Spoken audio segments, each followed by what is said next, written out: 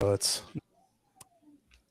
all right. We are here today to discuss Martin Scorsese's 2013 movie Wolf of Wall Street. And with me, I have Mike from the Turn Leftist podcast, James, founder of Comrade Workwear, and Chris, BX Prol. Thank you all for joining here. Thanks for having us. Thanks for having us. Absolutely. And I know, James, and you have a work. You can describe your brand in better words than I can. Yeah, well, it's easy to call it a socialist enterprise when I'm the only worker, So, but yeah, I like a year ago, I made like a random tee design for a local bar over here, and then my girlfriend was like, "You should do this." And I was like, "That's a bad idea." And now it's a year later, and I have a whole apparel line, and we just have like socialist messaging and dumb stuff that's fun to get people's reaction out in the streets. That's sweet. Yeah, and I connected to Mike, you from your podcast and a couple other different groups not that long ago, and it's good to have you on. Yeah, thanks for having me. I think the intervention, is the one who put us in touch. I believe I could be mistaken. Maybe it was either him or Collective Action Comics. Could be Nat. Yeah, I think it was Nat and Collective Action Comics. But yeah, it was. It's good to have you on and to chat. And I know we'll be discussing pretty interesting movie. I know, Chris, what do you think of this? Had you seen it? Had you seen this before now? Yeah, I saw the. Hey, I'm Chris. I'm BX Prol. You can find me on BX Prol on most of my socials. And Evan, I just want to thank you for having me. I saw the movie in 2013, 2014, and I actually rewatched it this morning. And as I was watching it, I was looking at some of the notes you gave me on some of your ideas, and I was taking notes myself. And I don't think in 2013 I was like really a full-on communist. So I just watch it through a completely different lens now, and I have a lot to say. Yeah, it's one of those movies that I think I too, when I saw it when it first came out, I don't think I watched really any movies with the same kind of lens you at least I do now, as that's what we're doing here. But I don't know, it's a pretty crazy movie. And I think one thing before we get into like the plot, I think it kind of might set the stage, is that Martin Scorsese, who from all his gangster movies and lots of gangster movies, is that he referred to this movie, or he did not refer to this movie as satire, whereas the star of the movie, Leonardo DiCaprio, called this movie a satire in an interview on what was it? Charlie Rose. And I think that's like almost like a good jumping off point, because to consider all of the insanity of this movie and the insanity of just the 80s and 90s and Wall Street, and this to not be viewed through the idea of being a satire, I think that's crazy. And you said, James, just before, it's all the places you read about this movie, it's like, oh, the satire about Wall Street. And every single YouTube video, they're like, the greatest satire ever made. And then like literally in like interviews, he's like, I have no obligation to critique society at all. The fuck? Like literally in like a lot of interviews, he's like, that's a different thing. That ain't me. What is art for again? Like, yeah. Well, I mean, the source material for this book, just as a quick backdrop, is a book called Wolf of Wall Street, written by the main character, Jordan Belfort. So he was taking the source material, and he claims, I'm just telling what's on the pages. I'm not really here to tell you, to give you an idea. I'm just here to tell you the crazy shit that Jordan Belfort went through at his shady ass Wall Street firm. Yeah, but that's the thing, is even like the shady ass bit of it, like even while that stuff is going on and after everything else, all that debauchery, it's not portrayed like it's not like he's having an unbiased look. Like he's very much like thinking like, this is sick. Like what an amazing party of a life this is. It's not like, let me just tell this story. He wants to be the main character of this story. Yeah. When I was watching it earlier today, because I also watched it, I didn't finish it, but I was taking a little bit of notes, and I had forgotten like the order of the scenes. Like you remember a lot of these scenes because a lot of them stick out to you.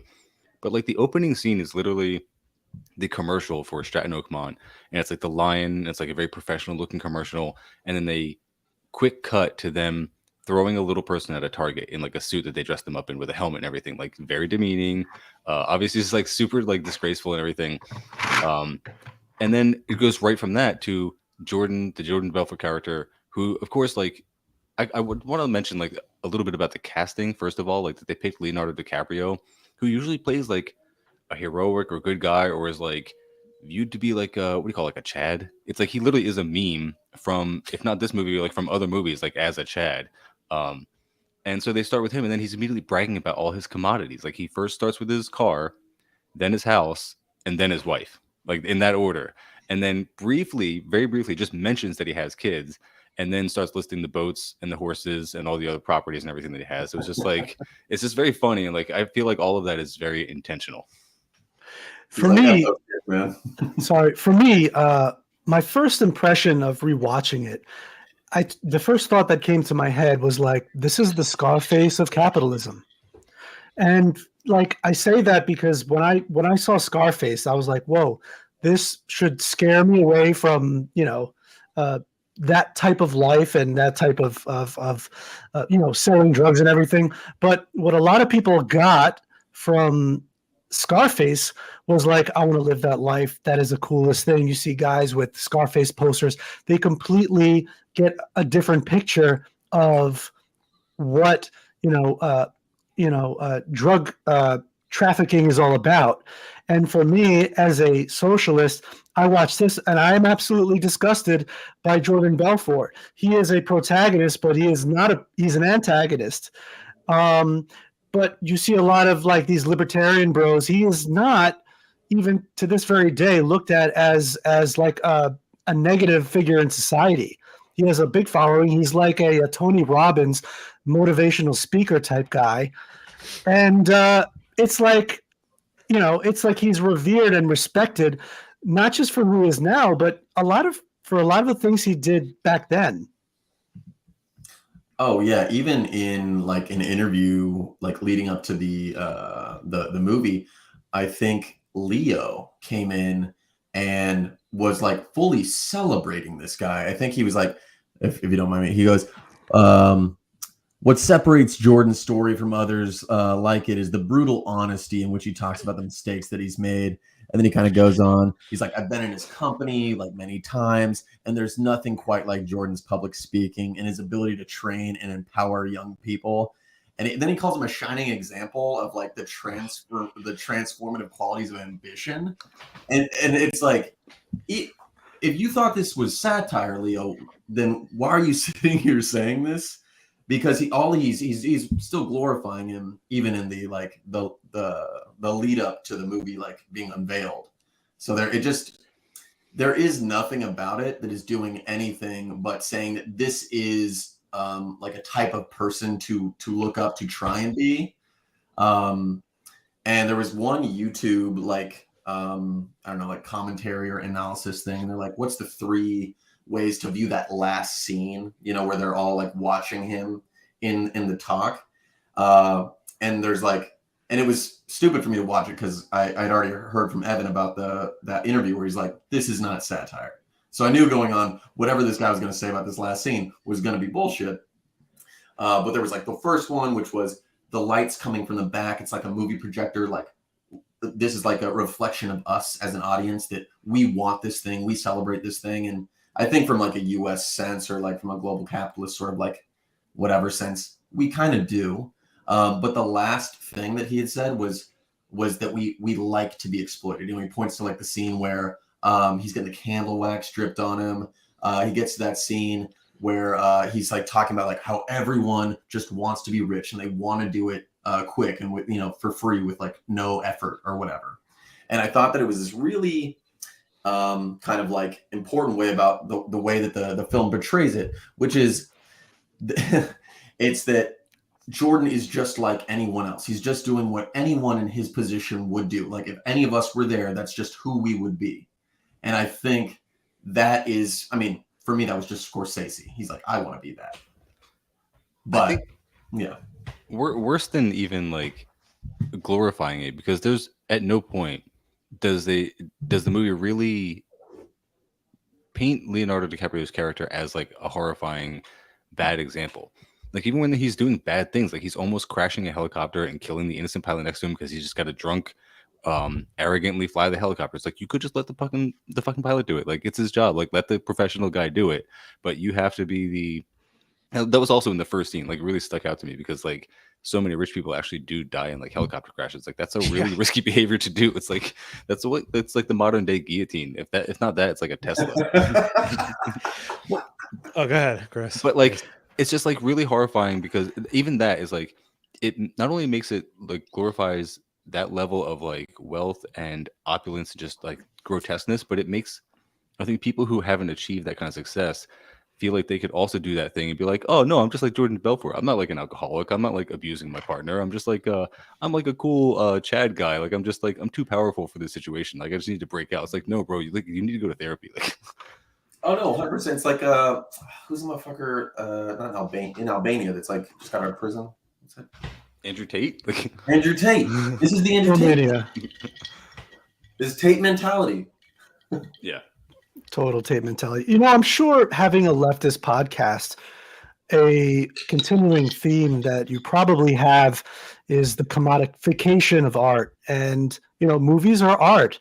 And along with just discussing this movie will, you know, just shows how artwork under a capitalist system is so commodified and how such horrible things and horrible people are glorified in such a way, how it's really only leftists or socialists as we are can look at this and be like, oh my God, this is horrible. And how, you know, other people just think, oh, that's cool how he almost crashed the helicopter. It's cool how he drove his Ferrari all the way home and crashed it and hit all these, you know, all these different things and almost killed other people. But, you know, when we really think about it, I think about like comments that George Lucas has made. And have you ever spoken about this in any of your other podcasts? Not episodes? specifically about the George Lucas. I actually have that video of him. I think it's pinned on my account.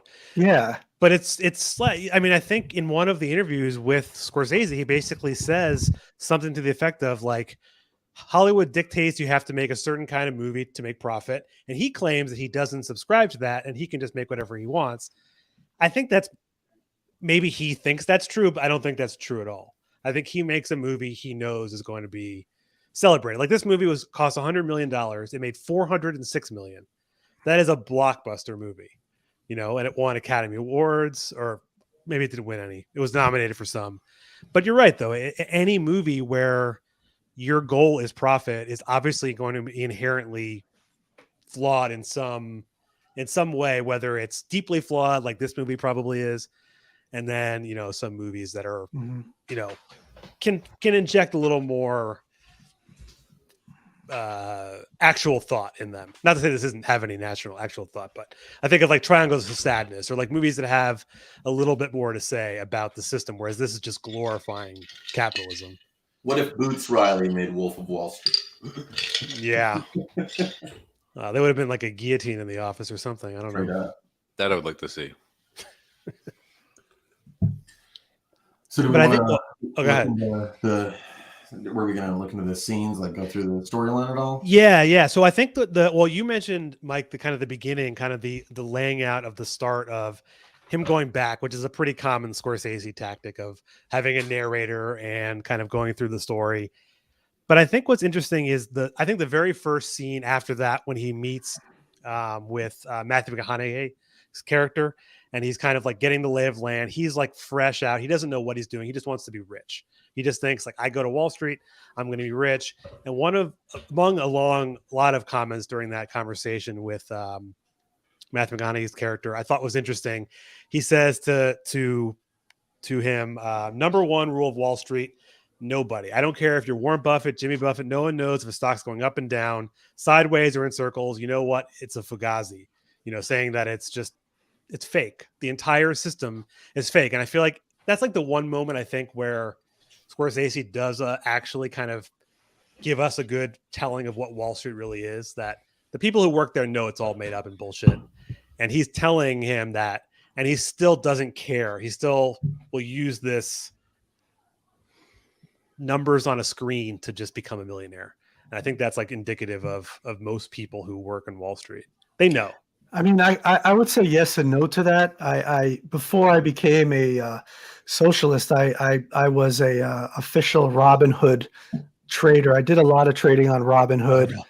And penny stock. I was doing penny stocks. I was doing day trading and swing trading. I don't know if you know what swing trading is, but when you do day trading, all your trades going to happen in a day. And swing trading is over a few days, but you really get to like measure candlesticks and the different patterns of stock. And you really do a lot of and there are people that teach you how to read the charts. And it's not an exact science because someone might say something, Trump might say something and crash the stock or something might happen.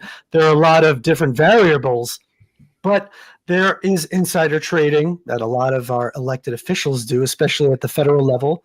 And there's also high frequency trading that happens at the highest levels, like Goldman Sachs. They have this high frequency computerized trading where they're trading at the just like milliseconds, and they're just siphoning off billions and billions of dollars by this high frequency trading.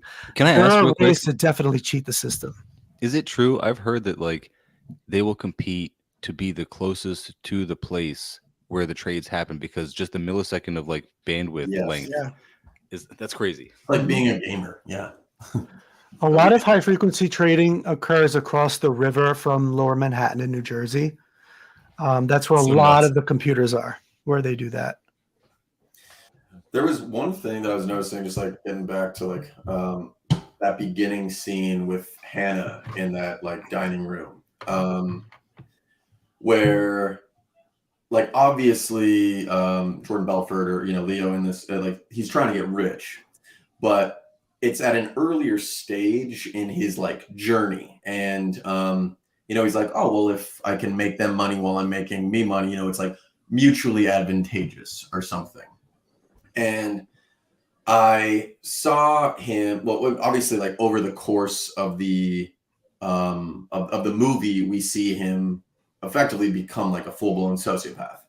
And like there's all the studies about sociopathy and like the compassion draining as people's wealth increases. And so I thought that was kind of interesting, but it was kind of like a cool moment to see someone at like an earlier stage of ideology, like thinking about the system from like the way that it's sort of like professed or shown. He's like, oh, we're here. This is the job we do. This is the service that we provide to society, kind of a thing. Like the way that they'll talk about it, they're like, oh, well, BlackRock or Vanguard or whatever, like they're helping pension funds, that's what they're doing. They're out here like working for the working man. But it was just kind of a thing where you see him starting here being like, knowing this is a way to get rich, but also thinking about a service that he's providing to people, and that is something that can be good for him and good for society. And like over the course of the movie, you see him lose all faith, effectively he learns the reality of it, and goes from, I don't want to like fuck over these rich clients, to being like, I'm going to give garbage. I think he says verbatim, I'm selling garbage to garbage man. Yeah. Well, in that opening scene you were just talking about, I think Hannah says to him that your job is to move money from the client's pocket to your pocket. Yeah.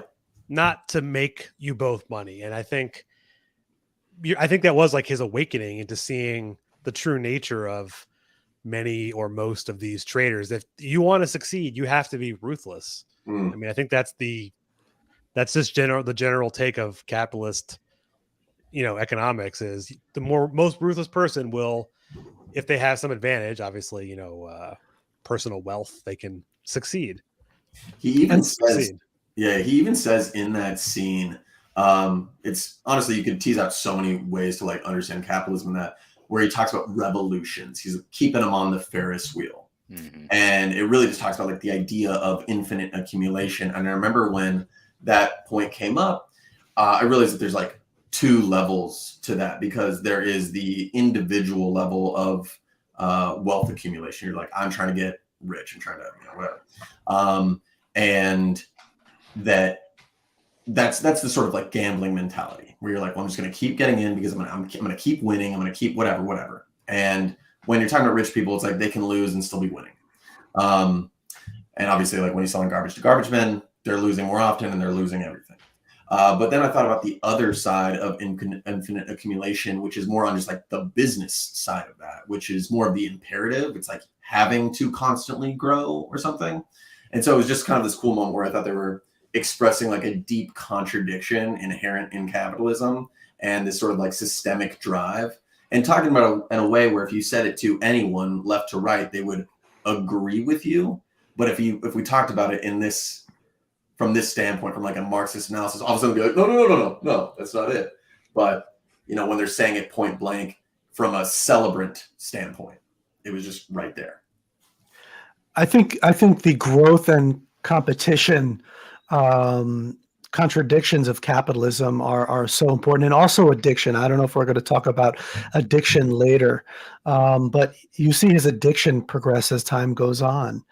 And the other thing about like how he loses his conscience more and more as the movie goes on. I don't know if you've ever seen this movie, but the young Karl Marx, there's a scene in this movie that I talk about a lot where he kind of corners this capitalist, and he confronts him about, why do you hire child labor?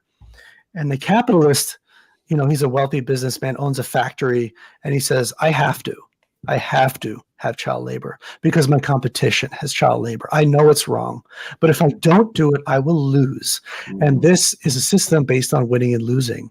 So, it's not that people, capitalists are inherently immoral. It's that the system makes individuals do immoral things, and it kills your conscience as time goes on. You just become desensitized to it. People become desensitized to anything. Look, I'm in the medical field, and I think about some of the things that I saw when I started. I'm in the emergency medical services and stuff that I see now.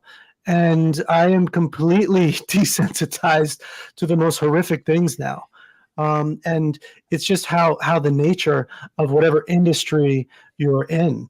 And he would just be okay with defrauding anyone. And at the very end, the very people who helped him get wealth become rich, he completely sold them all out. Sorry to jump to the end. No, that's fine.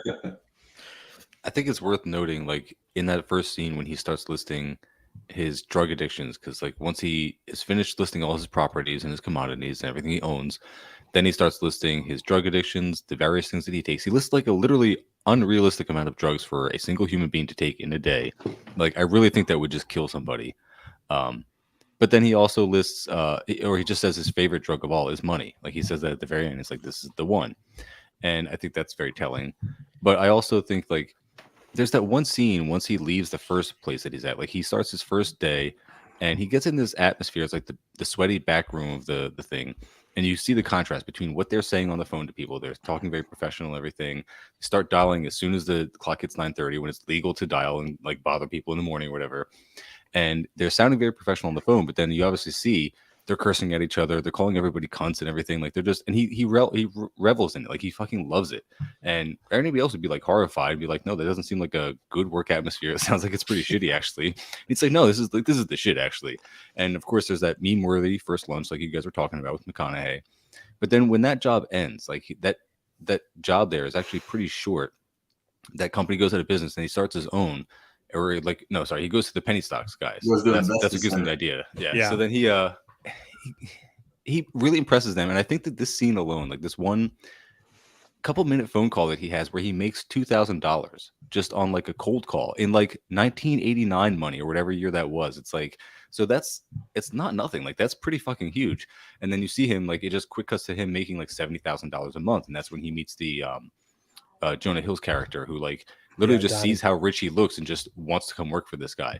But I think what people kind of miss in that whole scene is like the difference between like, well, first of all, like the commissions. He's like, you get 50% commission. He's like, oh, when I was working for, the rich people, we'd get 1% or whatever it was commission. It's like those guys do not pay the premium for the sales of the stocks. Whereas the poor people, we gouge the fuck out, like literally gouge the fuck out of them. And I think a lot of people miss that. But then they see the scene where he just makes so much money with a cold call, and they're like, they get stars in their eyes, and like, how do I become a stockbroker? Like, I guarantee you, this movie alone and that scene prompted a lot of young alienated men to be like, I gotta go to financial school. I gotta go like get my fucking CPA. They're like, whatever bullshit you 100%. gotta do. Like, It's the Scarface effect. That's what I'm saying. It Yeah. inspired guys like, I want to be like Scarface. I want to be a drug dealer or whatever, a drug trafficker. Yeah, that whole A part friend where of mine has a song called Jordan Belfort. Oh my God.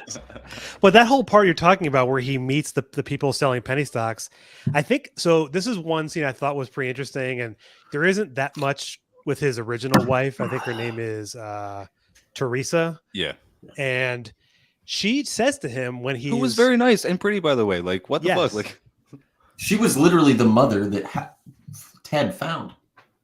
yeah. You know? Yeah. I was like, I forgot that was her. But she says to him, like, should you really be selling? I don't have the exact quote, but she's basically saying, like, should you really be like screwing over working class people? Because he's literally selling to mailmen and garbage men and basically selling them out of like their life savings. And she's like the only like little voice of reason in the entire movie. There's no other person, I think, in the entire time who has any conscience. She The does. father. Okay, but he also sees the money coming in, and he's like, "All right, I'll." Mhm. Rob kinda- Reiner's character was fucking hilarious, though. Yeah, he was very good. But that was like the transition when he realizes that it didn't matter who he was talking to. If he could convince them of his vision, he could sell them. He could sell, was like selling a ketchup popsicle to a person and a woman in a white dress. I mean, he could sell anything to anyone, and that's what he was teaching his company as he opens his company, and he's basically bringing a bunch of misfits who are the people who probably are the ones, like you said, Mike, who wanted to go out and become stock traders after this. Like that's his friends from high school who are all They're all drug dealers, or like one of them was a lawyer who ends up fucking him over at the end anyway.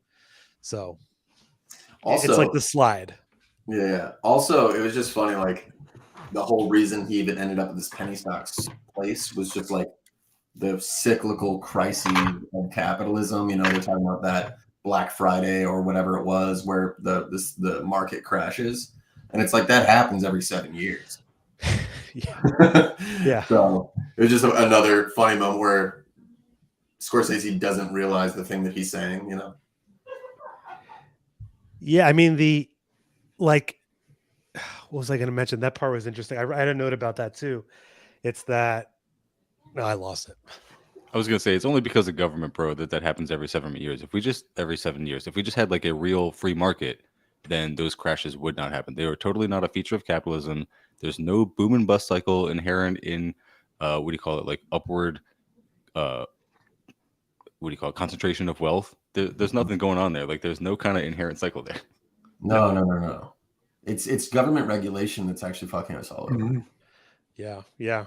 Praxman No told me. monopoly has ever just been created by itself. That's all the government. Yeah. It reminds me of recently I was saying is they always name, like every recession has like different names associated with them. And I think it's because if they didn't, it would just be like, oh, it's just why is this always happening? But it's like, oh, it's because of the housing. That's the only reason this happened. Oh, it's because of the, COVID. I mean, granted, those things were factors, of course, but it's also because of the recklessness of the people who have no regulations on them. Did you guys ever have a cat and you like put your hand under the blanket and they chase it and then you move it and then they chase it again and they don't learn because it's a cat? Isn't that funny how that works? Like, Wait, who's the cat? Are we the cat? Well, and there's something funny I also want to mention. I know it's kind of random, but it's something that I thought was interesting, is that apparently when this movie came out, DiCaprio and Scorsese were invited to the White House to do like a private screening before it came out. And they like jumped on a plane to like go there in the middle of the, of course, like you're invited to go to the White House. I understand, like, most people probably wouldn't turn that down, but I think it's hilarious to see them sitting there with Obama watching this movie, given what he didn't do after the 2008 crash. I think is just a nice juxtaposition. It was 2 years after, or it was 4 years after that, right? 4 years after he just let all of them off scot-free. With Timothy Geithner as his chief economic advisor, the lead architect in creating the crash.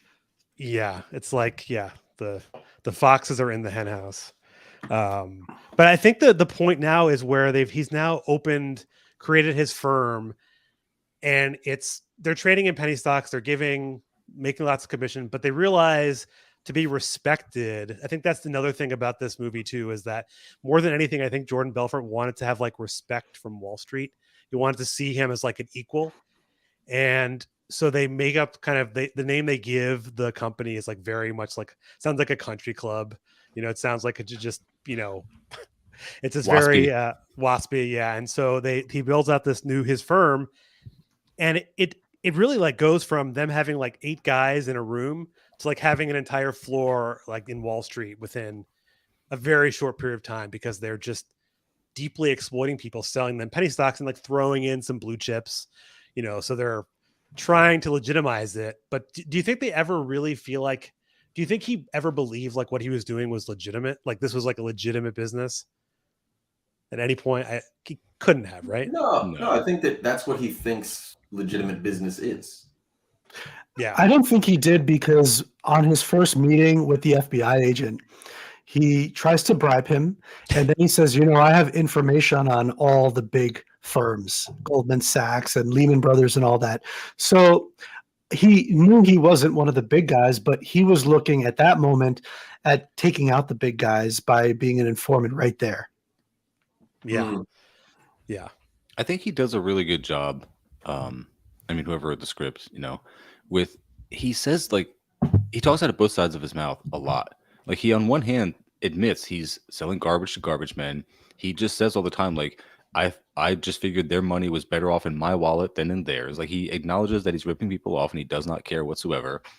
Even in the very first scene, when his wife is on the bus with him, dropping him off at his first day at Wall Street, he says like some shit about like, I was a ruthless, money hungry guy, so I came to where people with my attitude and my avarice go, which was Wall Street. So he knew from the start. But at the same time, once they start flashing the first scene, like the first couple of clips of the investigator who's looking into him, as soon as you see him, DiCaprio's narrating and starts referring to him as a guy who's just jealous, who's like coming after him because he just built something up from nothing, and now this guy is jealous, and everybody starts to try and tear you down once you get to this position of power. And it's like, okay, but you're doing fucked up shit. Like, you're doing really shady things like all the time. It's like one illegal thing after another. And I guess what strikes me about that is that people will still look up to that and be dishonest with themselves and think, I could be the guy who just stays one step ahead of the law. I could be like the DiCaprio and then just do it better and do it for longer than he did. But just like, I don't understand how people don't realize that running it's like some kind of maze from Squid Game or something. It's like you will lose that game eventually. Like, you will run out of time and you will run out of good luck.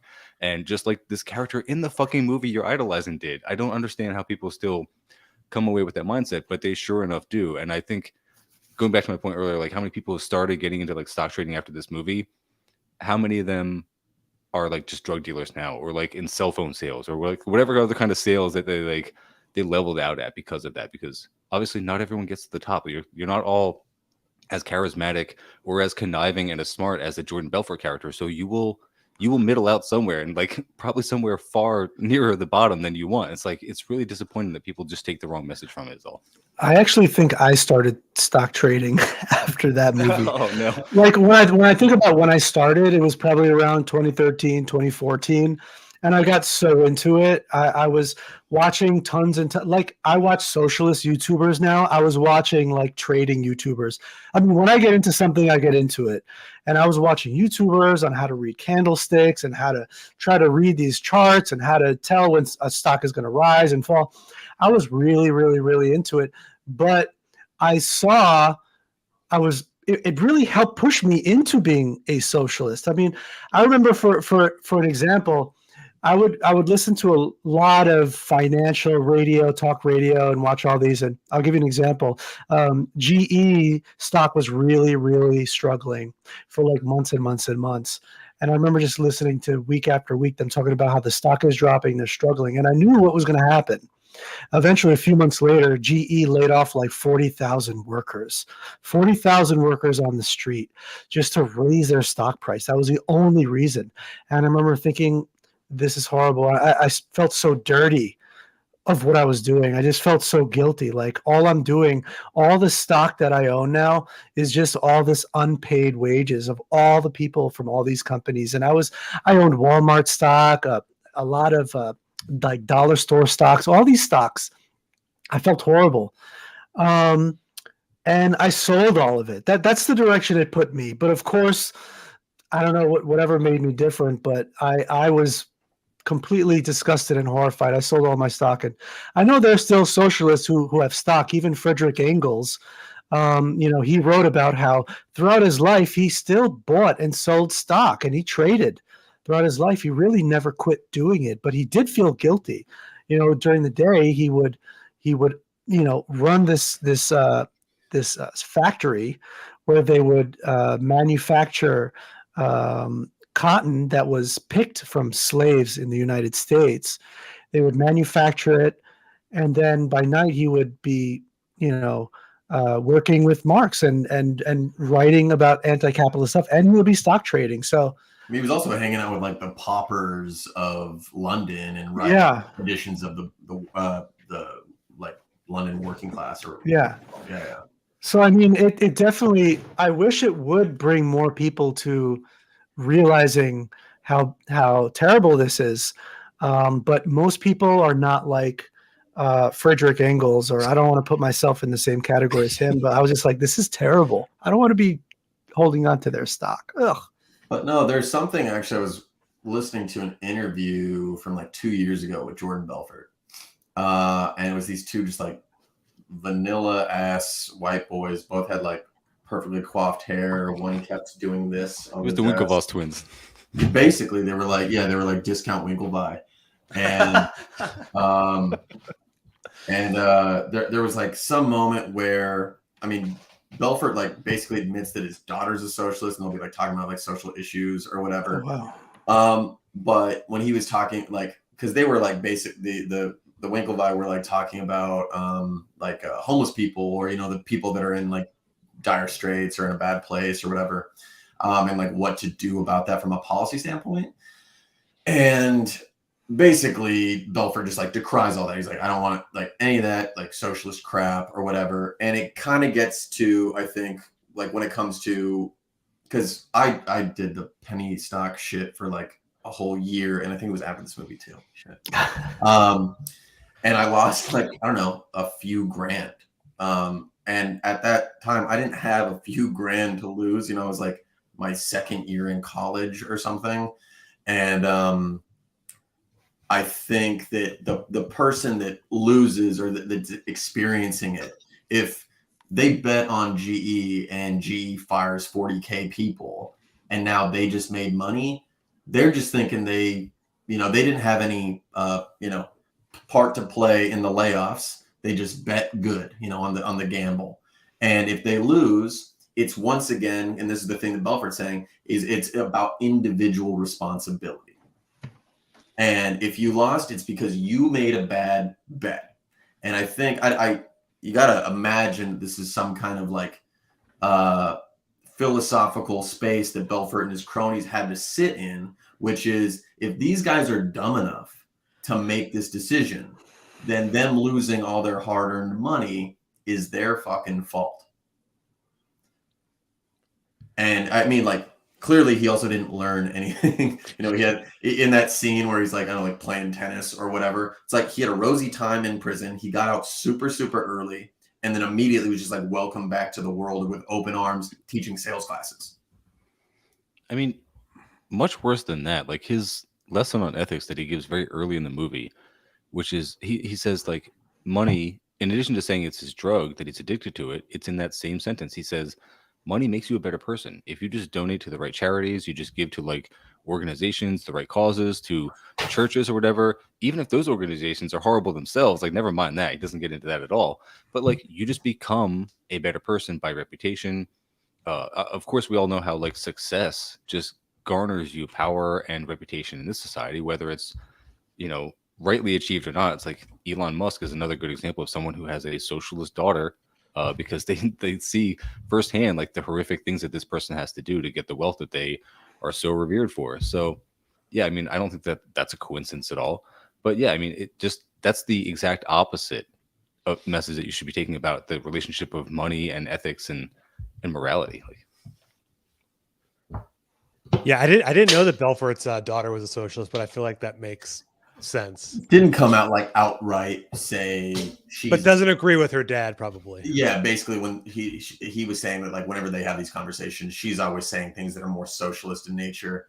He like then went on to like have this whole China spiel about how it was like ruthless, heartless capitalism that like made them like lift a bunch of people out of poverty, which was really funny. I don't know, like I felt like I was reading a Business Insider op-ed or something. But yeah, it was a hard one to watch, especially if you hear his voice now. It's like listening to Steve-O. Oh no! Oh man! Oh yeah, you know, like how's that thing like over here, or whatever. Yeah. A lot of drugs. Watch one interview. It's Mumble City. This is totally unrelated, but I saw some videos of the guys from Crazy Town earlier today, like, and they had the similar problem, like just like years of drug abuse, and those guys are totally different thing. Like, but I also just wanted to ask, like, Evan, did you have any like failed try to get rich quick schemes in your like that also coincided with your radicalization? Because the other two guys have gone. I have a couple myself. I don't know if you want to divulge, but it could be like an impromptu segment. Like, I'm trying to think. I mean, it wasn't during the 2013 time that I bought stuff, but there was a period. Well, I guess it wasn't even that long ago. I don't know when it was, maybe 5 or 6 years ago, where there was lots of like, you go onto like Reddit and you could see people that are shorting the stock or like doing this, the other. I definitely tried some of that and lost. yeah, I would say maybe like, $1,500, something like that, but it's nothing insane, but like, that's still, to Jordan Belfort, he made $2,000 on his like first little deal. Like that's a lot of money, but yeah, I wouldn't say too many like that, but that's definitely, I think that counts. Trying to short stock and not knowing what you're doing at all. Going off of Reddit. It was 2014, and it wasn't this movie that made me do it. It was poverty, and I was selling weed. I was selling weed in school to pay through, and I was like, "What's another way?" And I'm sure it was in the back of my mind, like it had sat there. I was like, "I could Belfort right now." I could do it. But yeah, I think I really have a dummies book on like trading penny stocks or whatever. I was looking at those charts all day too, Chris. Mine was I had bought some Bitcoin in 2016 when it was like very cheap and held on to it for a while, but like I was also getting into like watching the candlesticks like you were talking about, Chris, and like thinking I was going to be a baller or whatever. All I ever did was lose money if I ever tried to trade any. And I eventually ended up watching it get up to like, I don't know, what was the peak at that time, like in 2017, like 20,000, and then watch it go back down to like 3. Didn't sell it because I just was like, oh, it's going to go back up again. Don't worry. Like I ended up selling it at like 10,000 and then use that money to buy materials to like fix up my house and then sell it and ended up making more money from that. And what I learned from that experience was that like you will make more money from doing something that actually produces some value for someone, because that won't go away. Like, it's like what I watched happen was my money in this like app go up and then drastically down very quickly. Whereas like when I sold it and then turned it into some real cash and then turned it into something physical that actually improved a building that I lived in, I was able to sell that for some actual money that like wasn't going to go away in like the blink of an eye because I'd actually like done something productive. But like in the meantime, this is the funny part. When I had first started to see that Bitcoin go up and started to think of myself like, oh yeah, I didn't just get lucky and just like make a random decision to like buy a Bitcoin just like randomly because it was like popular on Reddit that month. No, I was making a totally shrewd financial decision. Like I was super smart and like I was definitely like reading the market, bro. Like I was a baller, right? So I had to think of another way to like parlay those gains that I was making into something else, right? So I started looking into like what other Reddit ballers were doing. They were doing drop shipping, they were selling t-shirts, they were doing all kinds of things. And so the two scams that were going at that time in 2016 were prior to Hustlers University. Oh yeah, way before. Like there was no misogyny involved, at least in this. Like so, but you would go on like Fiverr and then you would pay like some person in some global south country to make a design for a t-shirt, and then you would put that t-shirt on Amazon and then sell it in a drop shipping way where it's like as someone would buy it, then it would get made and then shipped to them, and then you just sit back and collect profits. And I'm like looking into this, I'm like, wow, this seems like it's perfect. Like you're paying these people, they're agreeing to the contract for the $5 design that you're paying them for. Total ripoff, by the way. You're absolutely exploiting those people. Like, let's ignore that for the moment. But like, then you just like park on Amazon these designs and everything that you're definitely ripping off from other people because you're not coming up with creative designs every time. Like you're just ripping off whatever is the trend at the time. And I tried this for like a week and I was like, oh, this is way harder than I expected because literally everyone else is doing this. Like all of Reddit is trying to do this exact same thing. And that was the curse that I encountered, which was finding all these get rich quick schemes as everyone else had already been doing them for months or years on end. And so you are like starting from the back and it's like, this is just work. Like I could just go to work. And then I ended up just working in grocery stores. I'm like, this is much less unethical. At least I'm just like getting some food to people. And I'm like, not going to think about like who had to pick this food or where it came from. Cause I still live in the first world, unfortunately. But like, yeah, it just seemed better than like trying to literally make money for doing nothing at all other than exploiting some poor people on Fiverr and then selling shitty ass t-shirts that are also made by like some poor people in some sweatshops. Like just all of it is wall to wall bad. Like, well, Mark Hanna even says in that line, he's like, we don't make anything, we don't build anything. You know, they're literally like, creating value off of pure optics. You know, so not even widgets. no widgets involved. And it just reminds me of like third world capitalism. There are so many hustles. Everyone's got a hustle because you need a hustle. And in the last 40 years, as we've really entered and are now deep into neoliberal capitalism, people are all looking for hustles, things that the third worlders, and I still do use the word third world, that some people don't like that. I could also say developing world, but things that they've been doing the entire time. Because as a worker in the global south, it really, really sucks. And now we're all looking for those hustles as well, because being a worker just doesn't pay the bills like it did for our parents and our grandparents. And, our parents during that little window of time between World War II and like the early 80s, you could have one parent working and the other parent at home generally. And there was no talk of hustle. Dad worked the 9 to 5 Monday through Friday, saved enough, and a lot of our not all of our parents, but a lot of our parents were able to do that. That's gone now. So we are all looking into crypto and drop shipping and all these other ways to make a penny, because at work we're also making pennies. Yeah, I was thinking about the like those hustles too. It's that. Well, that was another one too. Is like weed stock was another, like cannabis stock was another big one that I remember. Well, I know what I was going to say is that typically when like once you find out about like the hustle that people are doing, like you were, Mike, with the drop shipping, the people have already like who did it first, they all made all the money, and then everyone is left doing. I think the same thing with like with losing money on those shorting stocks. Once someone on Reddit is telling you to do it, someone's already made all the money. They need someone to hold the bag, and that's me or whoever it is. And Leo says it in the movie. Yeah, he does. He goes, once you've read about it on the headlines, it's too late. Yeah. But sorry, go. No, go ahead. You go. No, there was one thing, and just as four dudes talking about this movie, I feel like it's incredibly important to say that one, Scorsese does not know how to write a female character. The misogyny in this movie is rampant and nonstop. And that like the conflicts between the women in the movie and their male counterparts in them seem to revolve around just this simple request to not have another relationship. Like that's like the main bit. She's like knows that he's fucking other girls, but like once it's this consistent one, she's like no.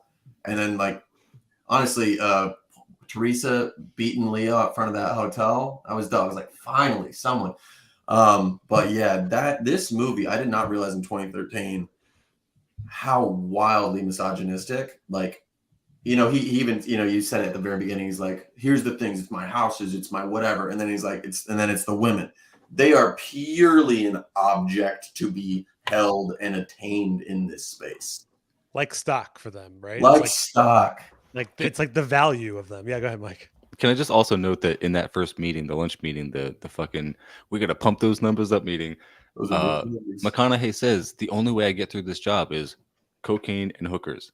Like they're just both equally drugs. They're just like substances that he needs just to get him through the day. Like one is not a human being. Like it's just they're both equally just like a white powder that he needs. Like it's very fucked up, but like just how flippant it is. It just passes by most people, I think. Well, Have there's you guys also, heard about the Bechdel test? I, Of course, I oh, literally yeah. was just going to say that exact thing. I don't think that any Scorsese movie has ever passed the Bechdel Ever. test. No way. Yeah, You just want for to tell people us? to. Oh yeah, I was just going to tell you what it is. So basically, it's the idea whether there's two women who are talking to each other for more than a few minutes without Yeah, like without more than referring 5 minutes more than 5 minutes, and it's not referring to like a man, like a relationship. So just with one of the having male characters. Yeah. with a real conversation. And I don't think two women talk to each other in this movie at all, except for like the sex workers, like on the different like debauchery they're involved in, and not even or, sure. or maybe one time when like the one woman introduces the other woman, like they're at the party later on when he meets his future wife. But yeah, and you think of any Scorsese movie, there's no strong female characters, like none. But once That's not what he's again, like writing. even how it's portrayed isn't, it's once again like just a glorification. Like there's the Jackman article they wrote about this, where I mean it's pretty ruthless, but I kind of fucked with it where they were saying that the movie's actually super fucking like boring. And then he says this, he goes, the film's blandness is somewhat disguised by actory shouting, shock cuts, druggy slapstick, and a lot of naked female bit players and extras who are artfully shaven and positioned just so for your viewing pleasure. And that's Wow. just, yeah, and that's just 100%. Like honestly, without just that smattering of shit, the movie would be absolute garbage. And every time a woman is done, it's once again just saying like it's Scorsese is effectively saying like for me also they are objects to be attained. They're these beautiful, like stocks, these beautiful like piles of money or drugs or whatever to look at, to fetishize and toss away or beat or whatever. They also really don't get into how fucking abusive Jordan Belfort was. Like Only at the very end, really. yeah, and it's one scene, but like from all of the actual like stories around it, it was consistent. It also happened with Teresa too. Well, that would take away from the fact that him calling him like a hero, like being kind of a hero, if he's constantly abusing women throughout this movie, in addition to all the crazy shit he's doing, it'd be a lot harder to impress upon people like, oh, this is a hero that we should all look up to because he attained such great things from nothing, which is true. Misogyny. Yeah. Misogyny, there's like tons homophobia. I mean, it's countless things. I don't think Scorsese had many comments that I saw about that, but he was basically saying, from what I saw, is he was just taking what was in the book. He's like, this is what is being presented in the book, so I'm going to present it to you without any responsibility of that at all. Yeah. And again, like none of that gets called out as bad in the movie. Like when Belfort suffers consequences eventually at the hands of the law, it's like it's not for any of the awful things he actually does. It's for like technicalities, of course. Like, what is it, like not reporting his income in the right way or something? I don't even remember like what was the thing that they got him for. But of course he's portrayed as the victim, even though again, you just see him doing horrific things to everyone along the way. He's just a horrible person the whole time. But again, once he gets any consequences whatsoever, he's just a poor old me. And then he gets his comeback story at the end. Like they have to end the movie with him coming back and doing his seminars so that you get the idea that he's going to work his way back up from the bottom again, like even after going to jail. Like it's just like it's not satisfying in the right way because he doesn't suffer. It's like, when you see Trump go to jail for like the bullshit with Stormy Daniels, it's like, okay, not the war crimes, like how about like the real shit that this guy did wrong? Like Yeah. Well, that's the thing too. What's so crazy about the whole thing and what he ends up getting partly busted for is like they're laundering money into Switzerland, but he already had millions of dollars that he easily could have been satisfied with and lived an extremely comfortable life. He's got yachts and cars and everything. But again, it's just the same thing with the idea of capitalism has to grow infinitely. He can't be happy or settle at like any point. That's a really good point, because along the way, before it gets to the point of no return, like it's when the law starts to first approach him and say, "We're going to come after you." And I think it's his dad who even says they're like at the stables, and he's like, "Just stop, like just fucking quit. You can leave, and you're gonna be fine. Like they will leave you alone. You could just go retire. You got plenty of fucking money. Like what more do you need?" And then his hubris gets him to continue. He's like, "I'm not leaving," and he has that great scene. Like it is a great scene. Like it's a good scene. Like you gotta love that scene in the movie. But of course, that's what leads to his downfall. And I think that it's also dangerous in the same way that his portrayal in the entire movie makes people think like, "Oh, I could do that, just do it better because I'm going to learn from this guy's example." It's like, no, like you're not getting the right message, which is like this guy was also very smart, probably saw a bunch of movies and saw a bunch of other negative examples in his real life too. Didn't learn the fucking lesson. Like everyone gets greedy. That is the nature of the stock market. Like I think he calls it a greed fest. Yeah. How wild is it though? Because you're right, like it's his hubris. He literally has an out. It's right after that scene where you're like when he is like, I'm not leaving. And the whole bit is that we've actually seen most of the atrocities he's committed at this point. And if he just left right then, the movie would effectively be he does all the bad things, he bails out at the top, and then nothing happens. And this is another thing I was thinking about. This is the real story. This is the normal story, is that all these motherfuckers in general actually will get to the point where they're like, okay, well, the law's at my door. I know I have no fucking, no outs or whatever. And so then they just bail out right then, they leave the company or whatever the hell happens. And there's just no consequences after that point other than like, I don't know, they don't work at that company anymore, or like they have to go exploit people in some other way. And it was just wild to me. I mean, it's funny to like see him like crash and burn because of hubris or whatever. But the reality of the situation being like all the other villains that did and do exist always have that out. I think one of the reasons that he couldn't get out at that time is kind of intertwined with the fact that he was also an addict. And addiction to drugs and alcohol it is a powerlessness over the substance and an unmanageability of your life as a result. And because he's an addict, he just couldn't. It's not like, and it's funny because there's not like an anonymous fellowship for capitalists. So he just call that the gulag, sir. The gulag, yeah. So there was no real escape for this. He was just on a runaway train down to hitting the bottom. A bottom for an addiction brings you whatever type of life consequences, but we saw a bottom for his addiction and a bottom for his being a capitalist, being the consequences that led him to prison for 3 years. Yeah. And what's the other thing that we didn't mention at all, we don't have to like go into detail about it, but there are a couple times in the movie where he definitely blames they try and sort of say he only kind of got caught because of like the stupidity of other people.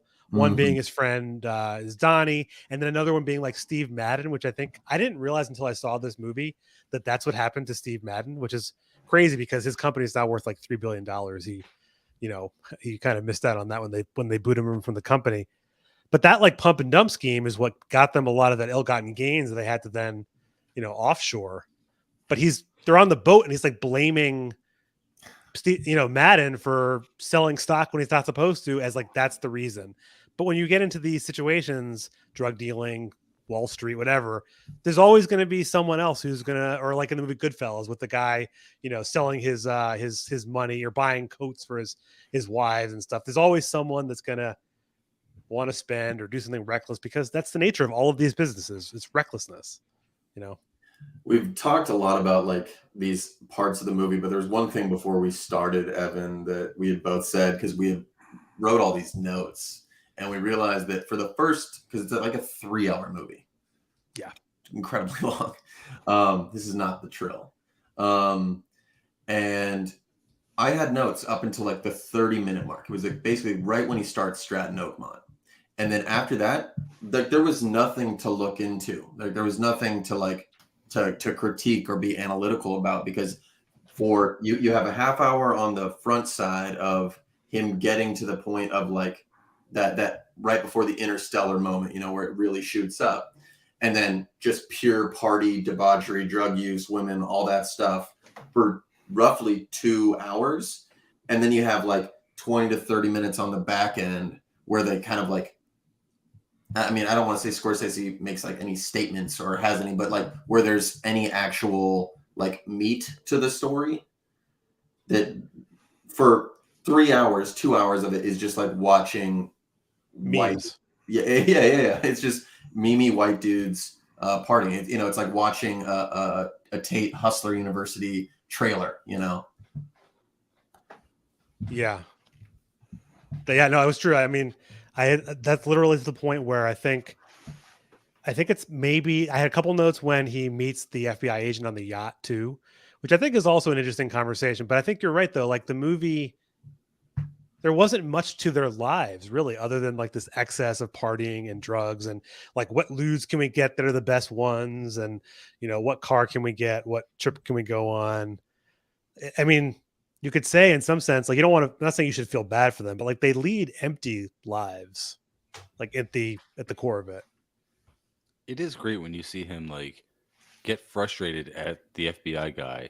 He's like literally mad at the G-man, starts throwing his money at him. He's like, these are just fun coupons. They don't mean anything to me. It's like, you're coping hard, bro. Like that's some obvious cope. It's like, yeah, that may be the case that money is not anything to you, but like the fact that you have to show off that way, like you have to really be performative that way. It's like you're very angry, and you can tell it's just a great job of acting by Leo, and it's a great job of like just the screenwriting and everything to show that this guy is very frustrated because this is a person who has institutional power over him, despite the fact that he has what is supposed to be the ultimate power in capitalism. Like he has money, he's at the top of the heap in Wall Street, in New York City, in the USA. It's like that is where you go to. This is the top of the mountain, and there is still this guy who makes probably $60,000 a year. I don't know, in the 80s, maybe 40. I have no idea, but like he's insulted by the fact that this guy makes so little and is going to fuck his day up and is going to like make any difficulty whatsoever for him. That is like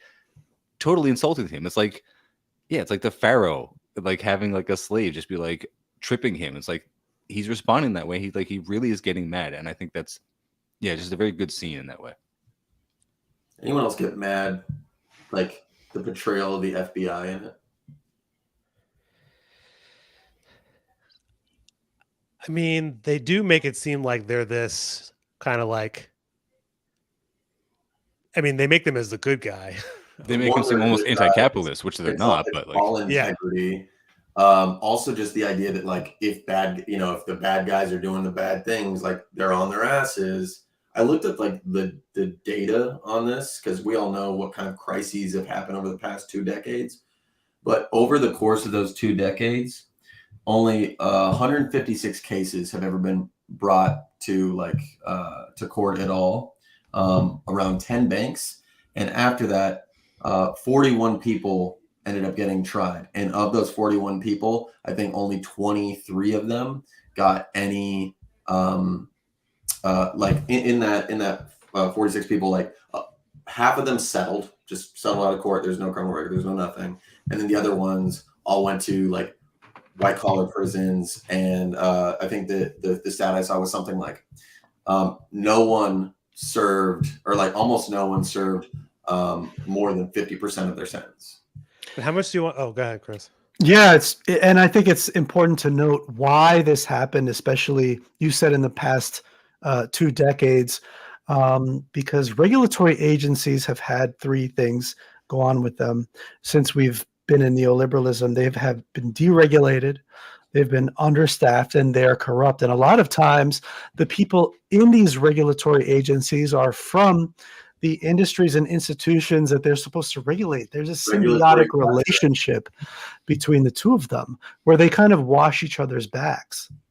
Regulatory capture. Yeah. Well, it's funny to me too. I didn't mention this before. Is they talk about how the SEC has like a regulator coming to their office, and like it's just a toothless agency that's just basically letting them do whatever they want. I mean, and actually, I was also going to say is how unsurprising would it be to think at that time that like the big banks like Merrill Lynch and such sent people to work at this place to take it down from the inside because this schmuck is stepping on their like legitimate version of banking. You know, they didn't see him as like a legitimate thing, which they never really touch on. But I guess except for that article they had in like the Financial Times where they just like shredded him for being like a piece of shit. They definitely did like tear him apart, and you can tell he takes offense to that. Like that's the other time that he gets really angry in the movie is when he reads that article and they just literally say he's doing what he says he's doing. He's like selling shit to garbage men, and then they're saying that in the magazine article. It's like, how dare they accuse me of selling garbage stocks to garbage people? It's like, bro, like, why are you getting mad at this? But like, I see James where you're coming from with the lionizing of the FBI, because like this is another situation where I think the casting comes into play, because it's like everybody else they pick is like kind of like weird looking, like all the male characters, even if they're supposed to be like alphas and chads or whatever, there's something kind of strange or weird about them. You got Jonah Hill, you got McConaughey, but looking like old with like an obvious hairpiece. You got all these other like strange characters. But then the FBI guy, he's like a handsome looking dude. I mean, since this is a cinema podcast, I don't usually talk about movies on mine. Did you guys ever watch Super 8? Do you like that movie? Yeah, it's a good one. Yeah, Kyle Chandler. Yeah, I love that movie, and that's the only other thing I know that guy from. And so I just kind of have him typecast in my own mind as like a wholesome dad character because of that movie. He was also in Friday Night Lights, where he's like the wholesome coach of a football team. Okay, perfect. So that works even better. That like bolsters my point. Fantastic. So I've never seen Friday Night Lights, but I like that. So yeah, I mean, the fact that they pick him, they make him seem like this straight-laced, very just wholesome guy who just wants to do the right thing for his meager salary. He's just a workaday FBI guy, as if that's a fucking thing that exists. Like, you're a G-man. Like, go fuck yourself. Like, I don't like the FBI in any way, but like, I want to say that the message of this movie came across, which is that as wholesome as the FBI might be, even if you have this nice guy behind it, rich people don't go to jail. Like, rich people are not held accountable, as told by the end of the movie, where Jordan Belfort is very obviously making his comeback. And again, just like I want to believe that people come away from this movie knowing that he is a horrific person who is not to be emulated, I feel like they're probably also not getting the right message, which is the FBI is also bad, despite if they may do something like, or even not do something, but try to do something good, which is lock away this obvious fraudster and then not be able to do it. Like, hopefully the message, again, is that people get that rich people don't go to jail, but I don't know. They may not. They may just like come away with the Jordan Belfort's a badass, and maybe I'll join the FBI if I can't do that, because then I at least know like in the Catch Me If You Can kind of way. Another Leo DiCaprio movie. It's like, maybe if you like don't make it on Wall Street, you can be that Kyle Chandler character. Yeah, that's a good point. Yeah, we can't be Leo. We can be Tom Hanks. Yeah. I saw something, I don't remember what it was, of who they originally were going to cast, but Scorsese always working with Leo, so it's kind of hard to imagine they would have made this movie with someone else. But yeah, I mean, that's kind of the end of the movie. We've talked a bit about him finally getting arrested, but really it's like a slap on the wrist given what he did. And I don't know if anyone has any last comments about the film and before we call it. I mean, my final thought on this movie was it's funny that you brought it up, because this just came up in a conversation that I had with someone recently, and I liked this movie. Like, thinking back on it, I hadn't watched it in a few years, but I remember just like liking this movie. And the person I was talking to was a woman. She was like, "Oh, I hate that movie." I'm like, "Why do you hate it?" She was like, "Oh, it just makes this guy look like a hero, and he's like a total piece of shit capitalist." I'm like, yeah, but that's apparent, right? Like, you come away from it knowing that he's a piece of shit. And she's like, no, he's like kind of a hero in the movie. And I realized, like, at that point that I had like a very different impression of that movie than maybe most other people had. And I don't know if it's just like because she's a woman and she picks up on the obvious misogyny of the movie way more than I do, and just came away from it hating that movie. But I just kind of thought inherently, like, Evan, I talked to you in the group chat or in like DMs or something about whether Martin Scorsese meant for this guy to be a hero or a villain. And I just kind of thought he was supposed to be a villain. But then after all the things that you sent me, I was like, oh, this guy, like, Scorsese does not paint this guy as a villain. And I was thinking again, it would be like a great, like, pretentious Hollywood director thing to do, to have your character be so complicated that he is a hero to some people and a villain to others who get it, who get your actual message that is critiquing capitalism and critiquing just exploitation and the chase for profits above all else, above your basic humanity. And it's like, no, Scorsese wasn't even doing that. He wasn't even trying to like get one over on everyone. He was just being a piece of shit and just like worshiping the wealth. It's like, God damn, that's so disappointing. There is one last thing that I want to say. He's given like one of his like motivational speeches, and to me, this is sort of like, I don't know, it's like the movie in a nutshell, or just like American capitalism in a nutshell, or something. But it's where he's like, I've been a rich man, I've been a poor man, and I would always choose a rich man because like if I have problems, like whatever, I'm like showing up in like a Mercedes Benz and a $2,000 suit and a $40,000 watch. And then he says this part. He goes, I want you to like deal with your problems by becoming rich. He tells that to like all of his people. Lean in. What was that?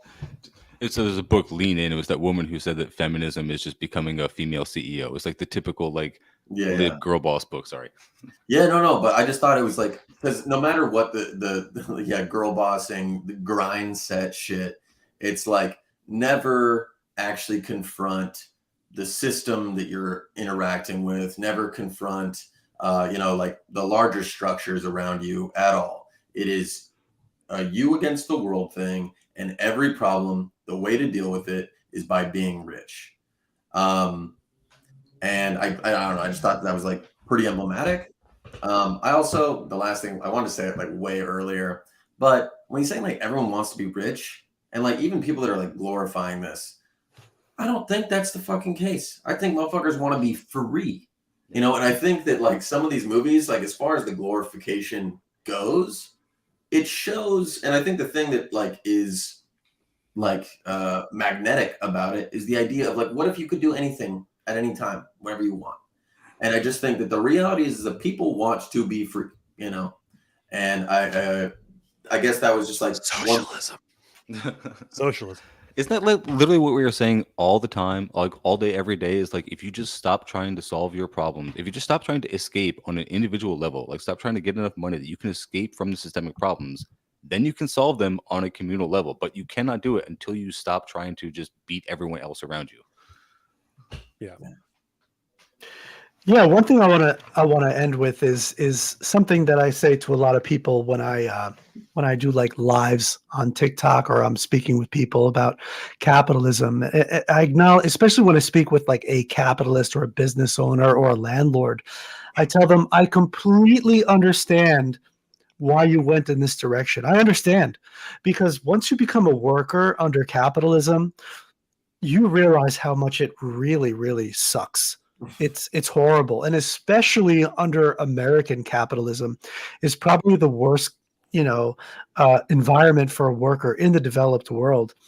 And you're faced with a choice, two paths. The path is either to advocate for workers or to become a capitalist. And a lot of people want to become a capitalist. They want to get, own rental properties and or have a hustle or something like that. And definitely the harder path that we've taken is to fight for the working class and actually identify as socialist, which is like, persona non grata for a lot of people in the United States. But, this is the harder way. Jordan Belfort took the easy way, but, he did not go the direction of Lehman Brothers. I think there is a way to become a capitalist and to stay under the radar. But, with his addiction involved as well, there was no way he was going to be able to do that. So, yeah, thank you for having me on. And it was nice to meet both of you guys, James and Mike, as well. 100%, Chris. Great talking to you guys. Yep. That was a great time. Thank you for this all together for this, man. Yeah, absolutely. Again, so James, Comrade Workwear, and Mike, Turn Leftist Podcast and Crits on all your platforms at BX Prol. It's been Left of the Projector, and you can like, subscribe on your platform of choice, and we will catch you again next week. Awesome. Later, Thanks guys. so much, comrades.